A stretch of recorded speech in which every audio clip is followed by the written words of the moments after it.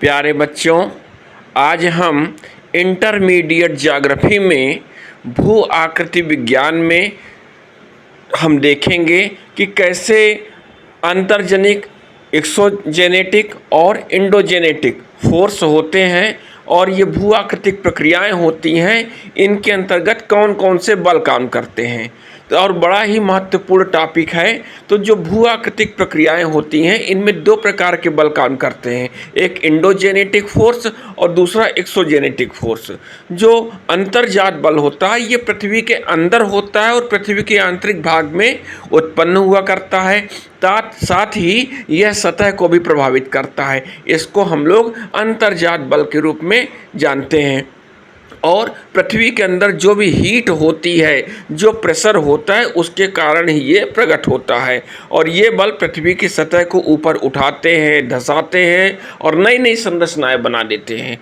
ठीक इसी तरह जो इंडोजेनेटिक बल होते हैं वे कई प्रकार के होते हैं, जिसमें संरचनात्मक बल होते हैं। ये पृथ्वी में परतों को मोड़ देते हैं, तोड़ते हैं और स्थानांतरित ट्रांसफर कर देते हैं। एक अवतलन होता है जिसमें क्षेत्र कहीं की ज़मीन धंस जाती है नीचे, कहीं जो है अपलिफ्ट हो जाता है, क्षेत्र ऊपर उठ जाता है, कहीं फोल्डिंग हो जाती है। जहाँ चट्टानों में फोल्डिंग आ जाती है पर्वतों का निर्माण हो जाता है, जैसे हिमालय वगैरह। और चट्टान टूट करके खिसकती हैं, जैसे कि भ्रंश घाटियाँ बन जाती है नर्मदा नदी की, ताप्ती नदी की, ये भ्रंश घाटियाँ। और ये फिगर में ही यहाँ से शो हो रहा है अंतर्जात बल में किस तरह आकृतियाँ बनती हैं। इसके अलावा भू आकृतिक प्रक्रियाओं में जो बहिर्जात बल काम करता है, जिसको हम एक्सोजेनेटिक फोर्स भी कहते हैं, इस बल में क्या होता है, जो बल पृथ्वी की सतह पर लगता है, बाहर ऊपरी क्रस्ट में बाहर काम करता है और सतह को तोड़ फोड़ कर उसका स्वरूप बदल जाता है, उसको हम क्या कहते हैं, एक्सोजेनेटिक फोर्स, बहिर्जात बल कहते हैं। और ये बल मुख्यतः सूर्य की ऊर्जा, गर्मी, गुरुत्वाकर्षण बल से ये प्रभावित होते हैं। और इसमें पवन है, हिमानी है, आपके जो है वर्षा है, ये सभी तत्व होते हैं। इसके क्या कार्य होते हैं, इसमें अपक्षय, अपर्दन और निक्षेपण, ये तीन तरह की व्यवस्थाएं होती हैं। और इनके आधार पे चीज़ों को, चट्टानों को तोड़ना, उनको हटाकर एक जगह से दूसरी जगह ले जाना और फिर उनको डिपॉजिट करना, ये कार्य होते हैं। अब एक एक करके इनके बारे में हम लोग डिटेल में पढ़ेंगे, जो कि यूपी बोर्ड के लिए बहुत ही महत्वपूर्ण है। तो सबसे पहले वेदरिंग को जानते हैं। अपक्षय, चट्टान अपनी जगह पर टूट जाती है, उसका विकिरण हो जाता है, तब उसको हम लोग वेदरिंग कहते हैं, अपक्षय कहते हैं। और इसमें चट्टान टूटती है लेकिन उसका स्थानांतरण नहीं होता, वहीं पर चट्टान रहती है। इसके बाद अब जो भौतिक अपक्षय तीन प्रकार का होता है। फिजिकल वेदरिंग में तापमान में यदि परिवर्तन आ गया है ना, जमाव हो गया, ठंड के कारण से पिघलाव की क्रिया हो गई, लवण का क्रिस्टलीकरण हो गया।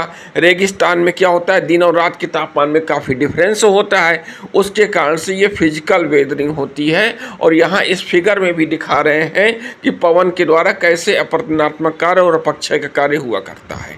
इसके अलावा जो दूसरा अपक्षय है ये केमिकल वेदरिंग कहलाती है, रासायनिक अपक्षय कहलाता है। इसमें क्या है, उन तत्वों के बीच में जो रासायनिक संरचना होती है, रासायनिक तत्व पाए जाते हैं, उन पे जल और वायु की जो क्रियाएं होती हैं, रासायनिक क्रियाओं से उन चट्टानों का क्या होता है, वियोजन होता है, विघटन होता है।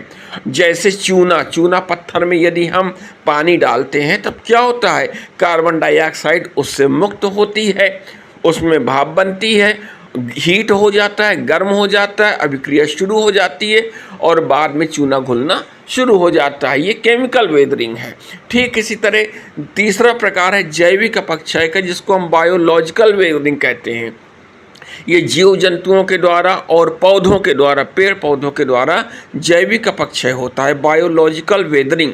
और इसमें क्या होता है, पेड़ पौधों की जड़ों में और मानव की गतिविधियों से जो भी चट्टानों में टूट फूट होती हैं, वो सभी क्या कहलाएगी, बायोलॉजिकल वेदरिंग, जैविक अपक्षय कहलाएगा। वृक्षों की जड़ें हो जाती हैं, चट्टानों को फाड़ करके निकाल देती हैं, है ना, जानवरों के चराने से टूट फूट हो जाती है।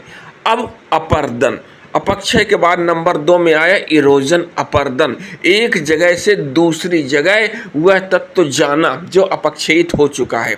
जब प्राकृतिक शक्तियाँ कौन कौन सी, जल, हवा, हिमनद, इन सब के द्वारा जो अपक्षयित पदार्थ है, टूटा हुआ पदार्थ है, शैल है, वो एक स्थान से कहाँ दूसरे स्थान ले जाई जाती हैं। हवा के द्वारा चाहे उड़ा करके ले जाए, पानी के द्वारा चाहे बहा करके ले जाए, हटा करके एक स्थान से दूसरे स्थान तक ले जाते हैं, तो उसको हम क्या कहते हैं, अपर्दन कहते हैं, इरोजन कहते हैं।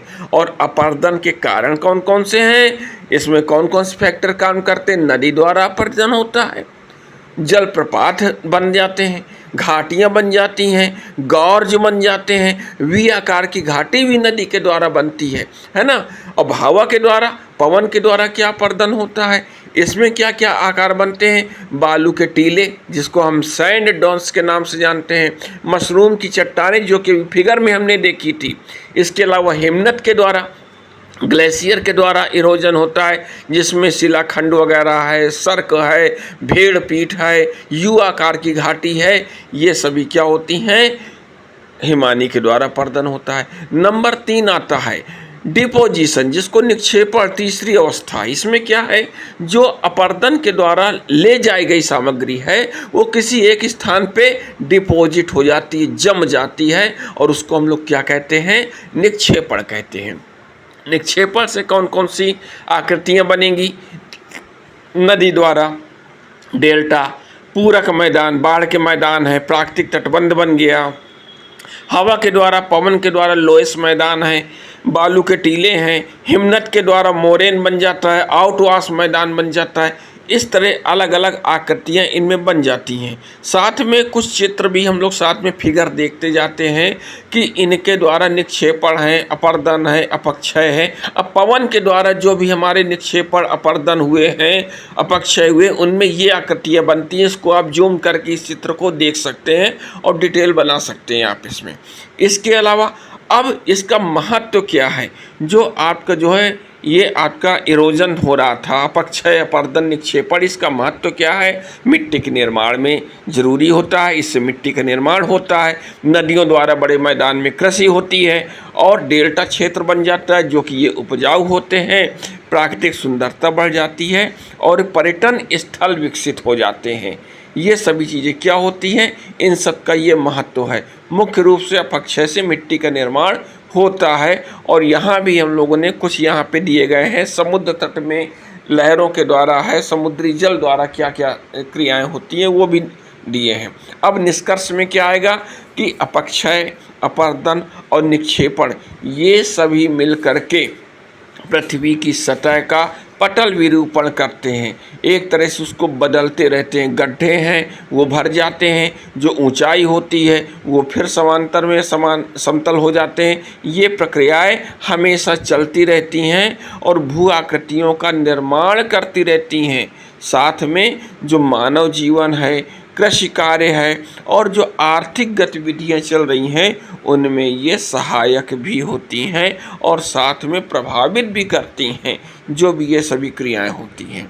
इसके अलावा और आगे देखते हैं, हम कुछ चित्रों के साथ आपको छोड़ जाते हैं जो कि अपक्षय, अपर्दन और निक्षेपण से संबंधित है। इनको जूम करके और इनको अपनी कॉपी में आप बना करके अपने एग्जाम्पल की सहायता से अपने बात को आप लिख सकते हैं। बोर्ड एग्ज़ाम के लिए बहुत ही ज़रूरी है ये ज्योग्राफी में जो ये चैप्टर है हमारा। इसमें पवन के द्वारा भी आपका जो अपक्षय हो रहा है, अपर्दन हो रहा है, पौधों के द्वारा जो चट्टानों में जड़ जा रही है और उससे चट्टान क्या हो रही है, टूट रही है। और इसके अलावा समुद्र तट में जो भी आपके कार्य हो रहे हैं, जो आकृतियां बन रही हैं, ज़मीन के नीचे जो आपका भूगर्भिक जल है उससे कौन कौन सी आकृतियां बन रही है वो भी फिगर में यहाँ पे शो कर रहे हैं। और साथ में एक तरफ अपक्षय, अपर्दन और निक्षेपण, इन तीनों का फिगर दे रहे हैं। तो इसके साथ ही ये टॉपिक पूरा होता है, सभी इसको देख लेंगे।